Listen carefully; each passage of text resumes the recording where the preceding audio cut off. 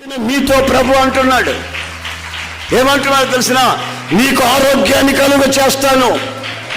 అది మనస్సులో కానీ, శరీరంలో కానీ, ఆత్మలో కానీ నీ గాయములో నేను మాన్పుతాను. దేవునికి స్తోత్ర.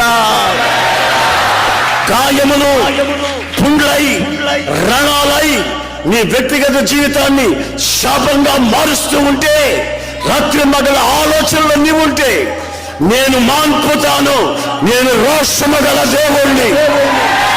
ఆమేన్. హల్లెలూయా. దేవుణ్ణి ఎరిగిన నీవు, సజీవుడైన యేసయ్యను ఎరిగిన నీవు, సమాజము మధ్యలో యేసయ్యే దేవుడిని ఒప్పుకోవాలి. ఆయన తప్ప వేరొక దేవుడు లేడు అని చెప్పాలి. ఆమేన్. వేరొక దేవుడు లేడు అని చెప్పాలి. వేరొక దేవుడు లేడు అని చెప్పాలి.